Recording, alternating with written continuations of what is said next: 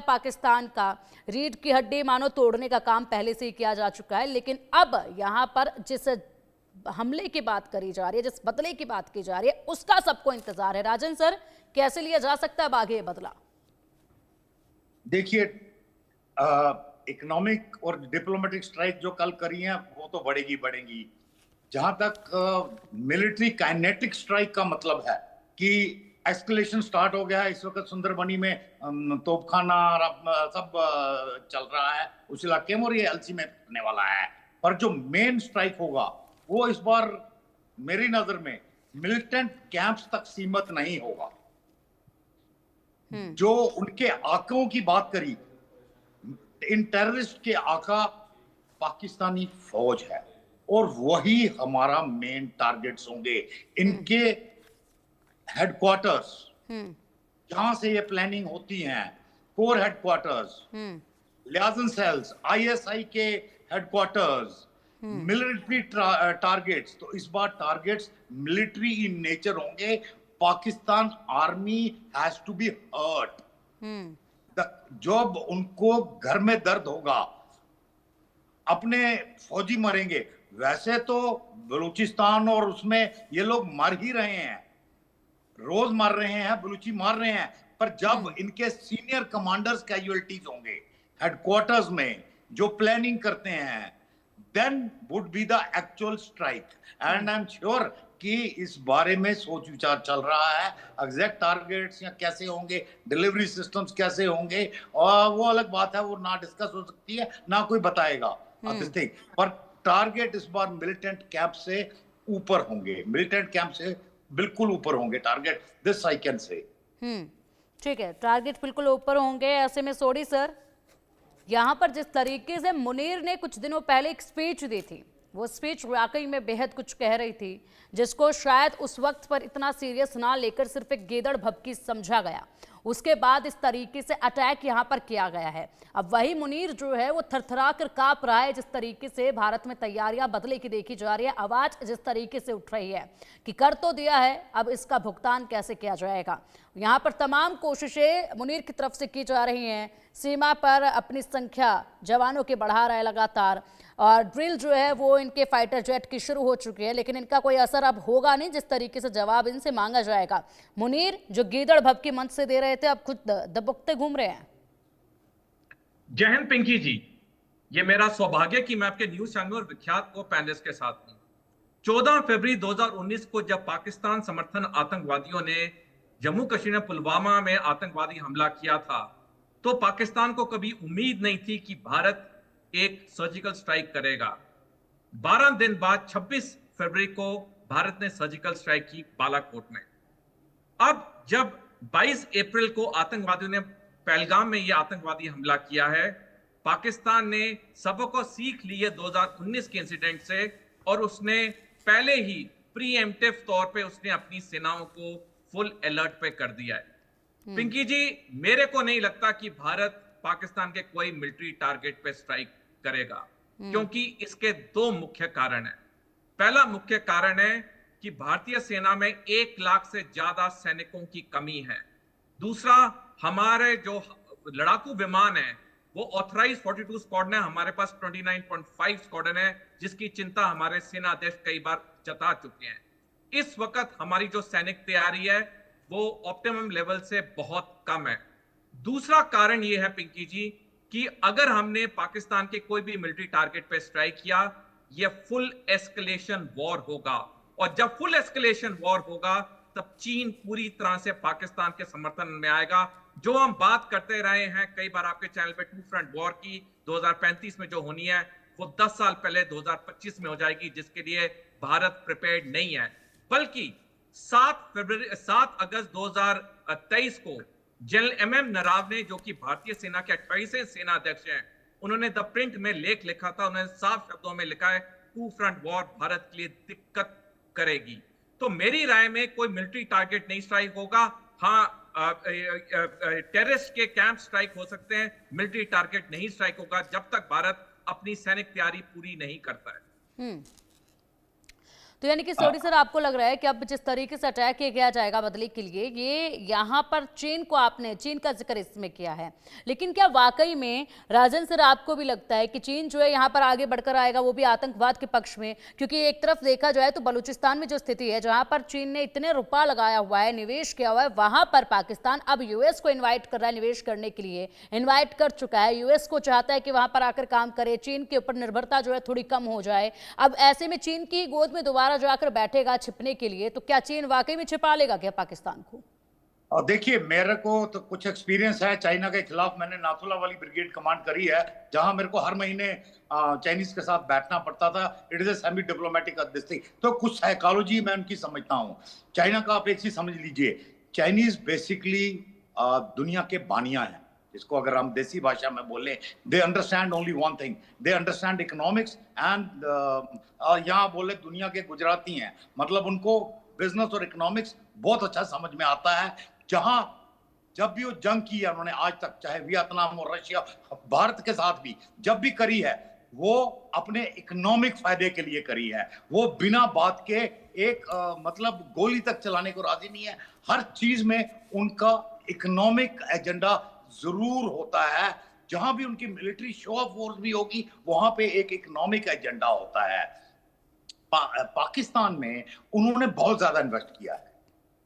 वो इन्वेस्टमेंट ठीक है सर, आएंगे आपके पास। फिलहाल बड़े अपडेट सामने आ रहे हैं, उनका भी रुख कर लेते हैं। और इस वक्त का बड़ा अपडेट है सामने, पाक को आतंकवादी देश घोषित करने की मांग की जा रही है। भारत से लेकर अमेरिका तक अब ये मांग उठी है, पाक को आतंकी देश घोषित कर देना चाहिए। ये कहा जा रहा है पाक को आतंकी देश घोषित कर देना चाहिए। कपिल सिब्बल ने भी ये कहा है और अब ये मांग जोरों पर उठ रही है। हालांकि ये काम पहले से ही किया जाना था, लेकिन फिलहाल यहाँ पर जिस तरीके से ये मांग उठ रही है, उसके बाद अगर बात की जाए तो जो आंकड़े अभी तक जो रिपोर्ट सामने आई थी, उसमें पाकिस्तान दूसरे नंबर पर रहा है, जहाँ पर सबसे ज़्यादा गतिविधियाँ जो हैं वो टेररिस्ट की देखी गई हैं। और ऐसे में अब पाकिस्तान को पहले से ही आतंकिस्तान कहा जाता है, लेकिन अब पूरे तरीके से इसको आतंकी देश घोषित करने की मांग जोरों पर उठ रही है। भारत से लेकर अमेरिका तक ये मांग जो है वो तेज होती जा रही है। और वाकई में यहाँ पर जिस तरीके से ये पूरा देश एक ऐसा देश जहाँ पर पूरे तरीके से आतंकवाद को पाला पोसा जन्मा जा रहा है, वहीं पर इनकी सुरक्षा की जाती है, इनकी हिफाजत की जाती है। मुनीर है वो पूरी तरीके से निर्भर है इन आतंकवादियों पर, और इनकी सरकार पूरी तरीके से निर्भर है इन आतंकवादियों पर। ऐसे में अब देरी किस बात की? वाकई में पाकिस्तान को आतंकी देश ही घोषित कर देना चाहिए, क्योंकि न केवल भारत में बल्कि पूरी दुनिया में ही गंद जो है वो आतंकवाद का फैला रखा है। और ऐसे में अब वक्त आ चुका है इस आतंकवाद की सफाई के लिए, और इसलिए आतंकी देश घोषित होगा तो शायद कुछ हो पाएगा। If it's state-sponsored terrorism, Pakistan should be proscribed as a terrorist organization, and those responsible for this should be prosecuted in the International Criminal Court, as is sought to be done by some other against other heads of state, right? So I urge the Home Minister to proscribe Pakistan as a terrorist state and a terrorist organization under our Act, and move the International Criminal Court for prosecution. तो कपिल सिब्बल को सुना है, जिस तरीके से कहा जा रहा है कि अब तो आतंकी देश इसको घोषित कर ही देना चाहिए। सबसे बड़ा आतंकी है मुनीर, आतंकी हमले पर भड़के हैं जम्मू कश्मीर के पूर्व डीजीपी एसपी वैद्य। पहलगाम आतंकी हमले पर जम्मू कश्मीर के पूर्व डीजीपी ने बड़ा बयान दिया है और कहा है कि आसिम मुनीर को यहां सबसे बड़ा आतंकी बताया। सरकार से इजराइल जो ऐसी प्रतिक्रिया की मांग की है, इजराइल की तरह जवाब देने की बात कही है। पहलगाम हमले को इजराइल में हुए हमास के हमले जो ऐसा बताया है। भारत को पाकिस्तान आर्मी की कमर तोड़नी चाहिए। पहलगाम हमला पूर्व नियोजित था। पहलगाम हमले में सीधे तौर पर पाकिस्तान का हाथ था। पहलगाम हमले में सीधे तौर पर पाकिस्तान का हाथ था। जहां पर पूरी दुनिया से प्रतिक्रियाएं सामने आई कि ये घटना दुखद थी, ये इस हमले की निंदा की जाती है, आतंकवाद की निंदा की जाती है, भारत के हम साथ खड़े हैं इस दुख की घड़ी में। वहां पर पाकिस्तान की कोई पहली प्रतिक्रिया सामने आई तो उसमें पाकिस्तान ने सफाई देनी शुरू की कि पाकिस्तान का इससे कोई हाथ नहीं है, जबकि सीधे तौर पर पाकिस्तान का हाथ है। और इसीलिए अब पाकिस्तान जो है वो अपनी सुरक्षा भी पुख्ता कर रहा है, अल्लाह से दुआएं भी कर रहा है। जिस अल्लाह के नाम पर यहाँ पर हिंदुस्तानियों को मारा गया है उसको लेकर अब दुआएं मांगी जा रही हैं कि अब हमारी हिफाजत आप कर लीजिए। हालांकि उनकी हिफाजत के लिए हिंदुस्तानियों को मारा और अब उन्हीं अल्लाह से अपनी हिफाजत की मांग ये लोग कर रहे हैं। बड़े अफसोस की बात है कि देखिए किस कदर यहाँ पर धर्म के नाम पर धर्म पूछ कर मारा गया और उसके बाद अब वहाँ जिस अल्लाह के लिए ये कृत्य किया गया उसी अल्लाह से खुद को बचाने की बात कही जा रही है। हालांकि बिल्कुल भी संभव नहीं है। अब आतंकवादी देश कब घोषित होता है ये बड़ा सवाल उठता है, क्योंकि मांग बेहद तेजी से उठ रही है। आतंकवाद को प्रयोजित करना, आतंकी संगठनों का सहायता देना, आतंकियों को हथियार देना, धन देना, ट्रेनिंग देना, आतंकियों को सुरक्षित पनाहगाह देना और इसी के साथ आतंकवादियों को राजनीतिक समर्थन देना, आतंकी संगठनों का स्वतंत्रता सेनानी कहकर बचाव करना, सीमा पार से आतंकवाद को बढ़ावा देना, आतंकियों पर कार्रवाई ना करना। ऐसे में ये जो तमाम गतिविधियां हैं इसके बाद तो आप पूरी तरीके से पाकिस्तान को आतंकवादी देश घोषित कर देना चाहिए। हालांकि ये कदम पहले उठाया जाना जरूरी था, क्योंकि लगातार कई रिपोर्ट सामने आई जिसमें दूसरे नंबर पर पाकिस्तान हमेशा रहा है, जिसमें पाकिस्तान को ये बताया गया कि सबसे अधिक यहीं पर आतंकवादी गतिविधियां देखी जाती हैं। लगातार हमारे साथ हमारे खास मेहमान जुड़े हुए हैं। राजन सर, जिस तरीके से कपिल सिब्बल को आपने सुना था और ऐसे में तमाम प्रतिक्रियाएं सामने आ रही हैं, दिन भर आप भी सुन ही रहे होंगे। मांग अब ये उठ रही है कि पाकिस्तान को जो है वो आतंकवादियों का देश घोषित कर देना चाहिए। बिल्कुल, मैं इस मांग के पूरे समर्थन में हूं। इनफैक्ट कल भी कहीं पे बात हो रही थी तो मैं बोल रहा था कि हम एक्सपेक्ट कर रहे हैं कि अमेरिका आतंकी देश घोषित करे पाकिस्तान को, उससे पहले हमें घोषित करना चाहिए। हमें घोषित करना चाहिए कि ये आतंकी देश है। और आप यकीन मानिए, चाइना इस बार कहीं बीच में नहीं आएगा। चाइना ऑलरेडी इतनी प्रॉब्लम में चल रही है। एक्चुअली उन्होंने टाइमिंग गलत चुना। जी, पाकिस्तानियों की एक प्रॉब्लम है, वो स्ट्रेटेजिकली नहीं सोचते हैं, वो टैक्टिकली सोचते हैं। कारगिल में भी टैक्टिकली सोचा, स्ट्रेटेजिकली नहीं। हम ये कर लेंगे, उसके बाद रिएक्शन क्या आएगा, उससे हम क्या से निपटेंगे, इतनी लंबी चौड़ी उसमें नहीं जाते। वो अज्यूम करते हैं अरे कोई छोटा मोटा रिएक्शन होगा। नो, यहीं पे गलती होती है। यही इस बार करी, यही उन्होंने पुलवामा में करी। अब हम एस्केलेशन लैडर में चले गए हैं। जब एस्केलेशन लैडर में है तो जो बालाकोट और उरी कर सके, ऑब्वियसली इस बार उससे काफी बड़ा। प्रधानमंत्री भी इसका इशारा दे चुके हैं, अपना रक्षा मंत्री भी इसका इशारा दे चुके हैं, वो इसलिए काफी बड़ा होगा। तो that is why I am still hopeful कि टारगेट मिलिट्री होंगे। और मिलिट्री देखिए, जो लेफ्टिनेंट साहब बोल रहे थे कि यस वो सही है कि हमारी स्ट्रेंथ थोड़ी सी कम हुई है, 1 लाख के करीब, बिकॉज वो कोविड में भर्ती नहीं हुई, वो है। पर एक टेक्नोलॉजिकल एज है इस वक्त जो उसको थोड़ा काफी हद तक नेगेट करता है। वो एयरफोर्स हो या आर्मी हो, दोनों जगह हासिल है। एंड सेकेंडली, जब आपने मिलिट्री टारगेट हिट करने हैं, हम सबसे आगे इस वक्त कहां पे हैं पाकिस्तान से? हम हैं मिसाइल्स में। हमारी होम ग्रोन मिसाइल्स हैं। उसके पास जो उसकी होम ग्रोन है वो चाइना से इंपोर्टेड है, सिर्फ पेंट की हुई है। हमारी अपनी अग्नि सीरीज है, हमारी अपनी ब्रह्मास्त्र हैं, हमारे अब ब्रह्मोस हैं। This thing we can easily target, you see, and end of the day we would want, हमें चाहिए कि वो भी मिसाइलें फायर करे, बिकॉज एक मिसाइल की आप कीमत देखो। Can Pakistan afford this escalation ladder?